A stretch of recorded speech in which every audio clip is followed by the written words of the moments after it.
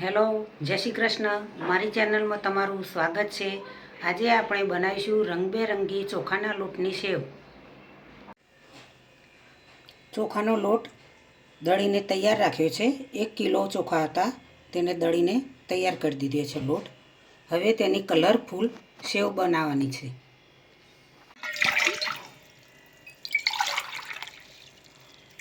બે ગ્લાસ પાણી લઈશું.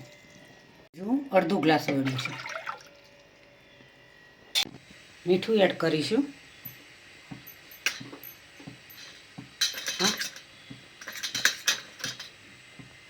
ધાણા જીરું પાવડર, ચમચી તેલ એડ કરીશું. કુકિંગ સોડા એડ કરીશું. પાણી ગરમ થઈ ગઈ છે. હવે લોટ એડ કરીશું. થોડો થોડો નાખતા જઈશું.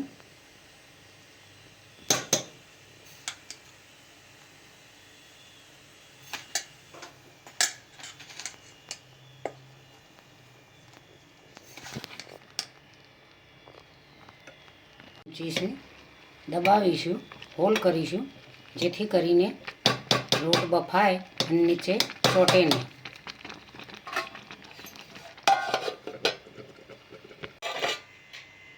હવે લઈ લઈશું ચોકણું. આ રીતે લોટને હલાવતા જઈશું.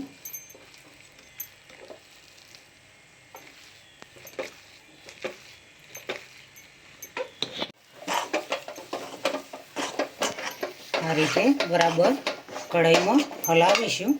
સરસ એવો લોટ બફાઈ જાય.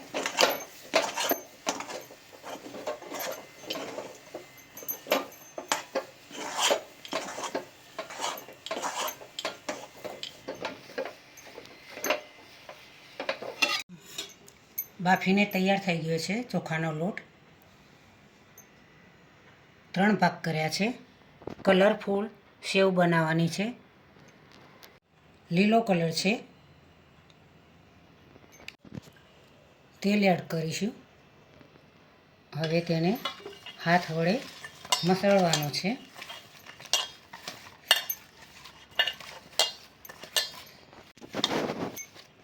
કલર મિક્સ કરી દીધો છે. આ રીતે બરાબર મસળીશું. હાથ વડે લોટ બાંધીશું. કલર મિક્સ કરીશું.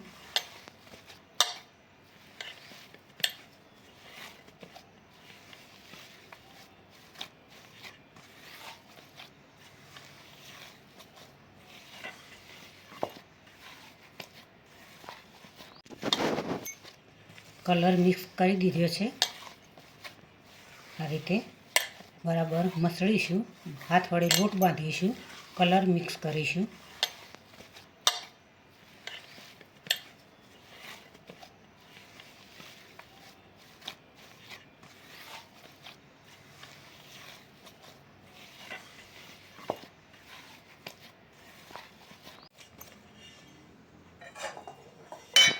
હવે તેને ઢોકી રાખીશું.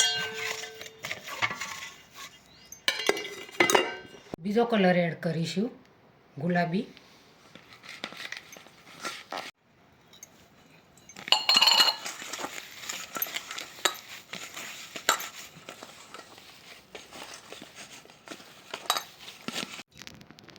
થોડું તેલ એડ કરીશું. લોટ બાંધીશું.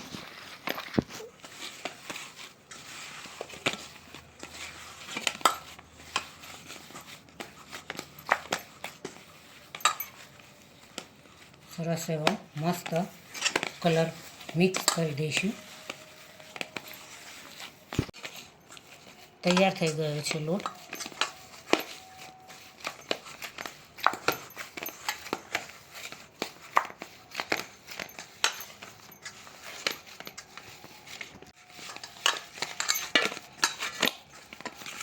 તેને ઢોકી દઈશું.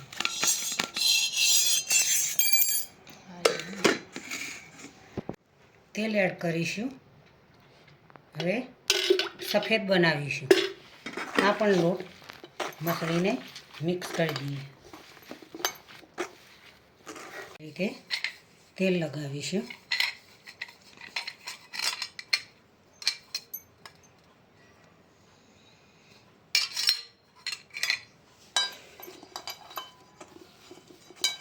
તેની અંદર લોટ ભરીશું.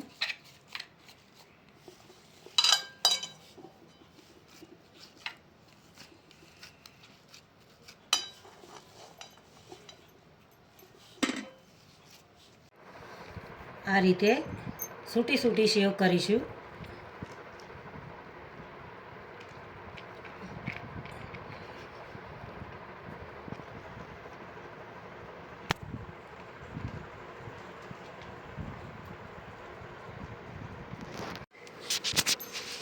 હવે ગુલાબી કલરની સેવ કરીશું.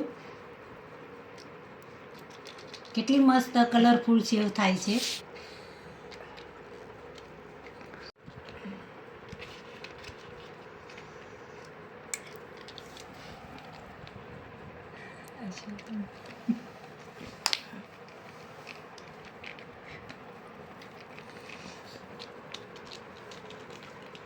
તળીને ખાવાની ખૂબ જ મજા આવશે.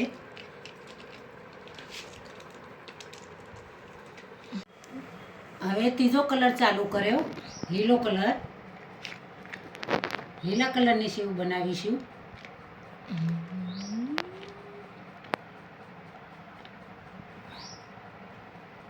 લીલો પોપટીયો કલર છે.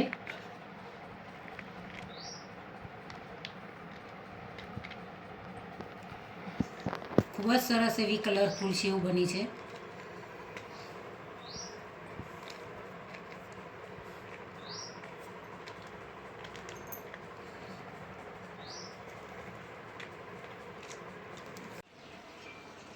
કલરફુલ સેવ તૈયાર થઈ ગઈ છે.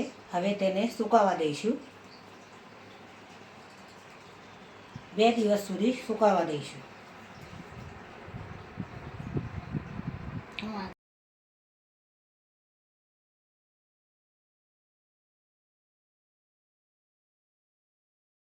બે દિવસ તડકે સૂકવીને તૈયાર કરી નાખી છે. સરસ એવી મસ્ત. હવે તેને તેલ ગરમ કરવા મૂક્યું છે. તળી દઈશું. હવે તળીશું.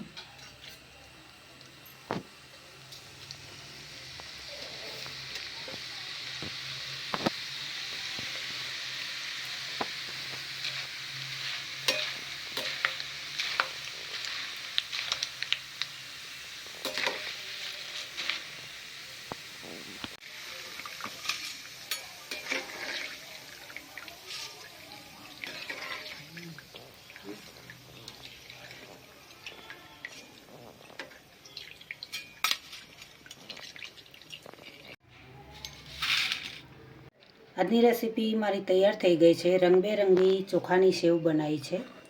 સરસ એવી મસ્ત દેખાય છે. મિત્રો જોઈ શકો છો તમે. આ સેવ તળીને આ રીતે તૈયાર કરી છે. તેને તમે ચા સાથે પણ ખાઈ શકો છો. તેનો શિંગદાણા મમરા નાખીને તેનો કેવડો પણ બનાવી શકાય સરસ રીતે.